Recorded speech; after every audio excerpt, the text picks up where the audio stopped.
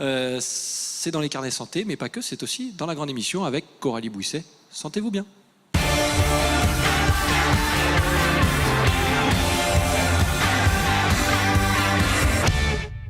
Comme régulièrement, j'ai oublié la question de Thierry qui avait été coupée par le buzzer. Oui. Promis, gardez-la sous le coude. Vous voyez votre coude?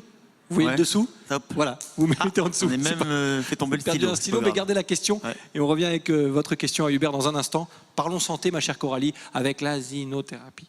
Alors, l'azinothérapie, c'est en fait une sous-catégorie de la zoothérapie. Alors la zoothérapie, on sait que c'est de la thérapie avec des animaux, donc on connaît bien sûr la thérapie avec les chiens, les chats, plutôt des animaux domestiques. Et l'azinothérapie, c'est la thérapie avec les ânes, tout simplement.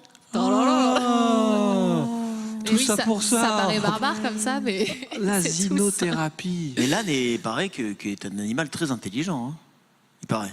Il paraît. J'ai pas vraiment vécu avec un âne régulièrement, mais si vous le dites, je vous crois sur parole.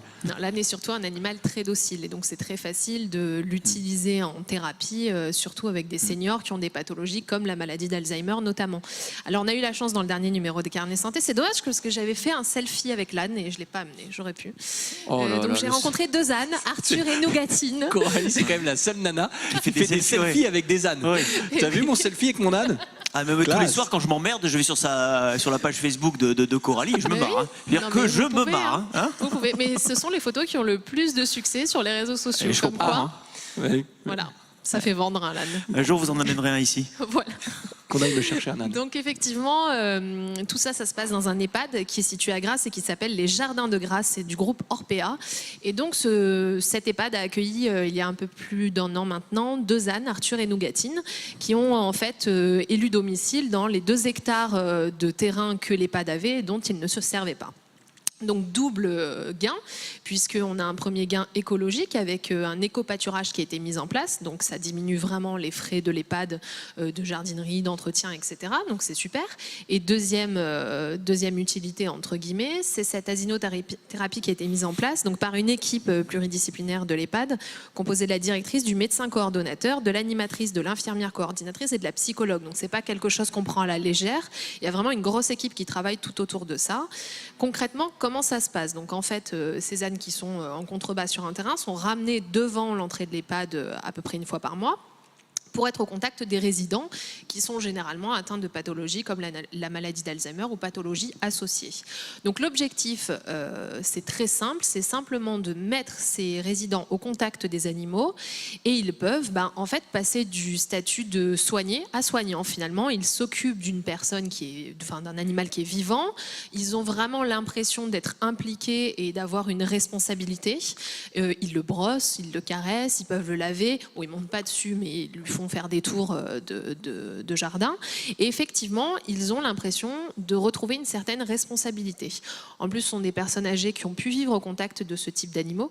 Donc, ça ravive souvent des souvenirs. Et on a vraiment des retours avec ces personnes atteintes de la maladie d'Alzheimer, des changements significatifs avec une amélioration de la concentration, par exemple, du sommeil, la diminution des troubles de l'humeur, du comportement, de l'agressivité et même de la communication qui se remet en place avec des gens qui racontent des souvenirs qu'ils pensaient avoir complètement oubliés et qui avaient complètement disparu.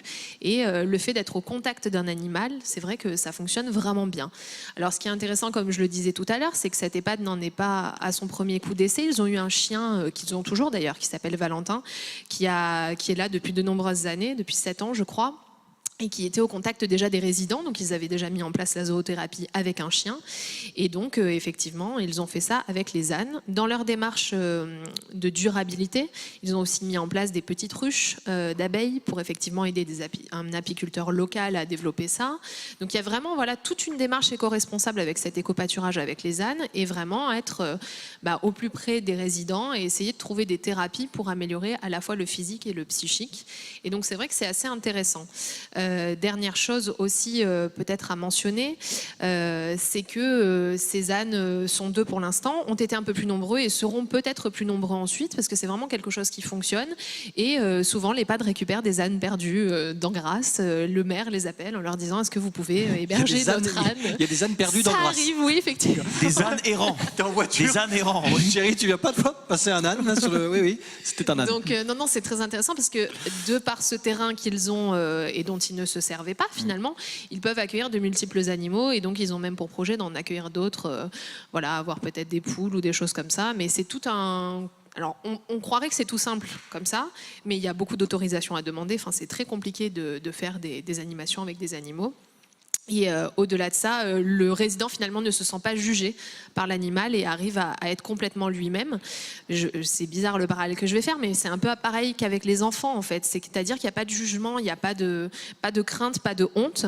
Et du coup, c'est aussi pour ça que les EHPAD mettent en place le lien intergénérationnel et qu'on voit aussi beaucoup aujourd'hui d'enfants qui vont avec les personnes âgées dans les EHPAD.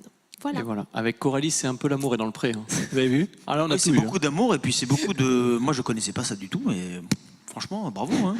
Les vertus de ça sera le mot du jour. Merci en tout cas Coralie Bouisset. Plaisir. Bravo. Si vous voulez toutes les informations sur ce dossier, mais pas que, les carnets santé, bien évidemment, la version papier, elle est là. Et le site internet aussi. Lescarnetssanté.fr. Et voilà, ça s'affiche, c'est magique, c'est fou la télé.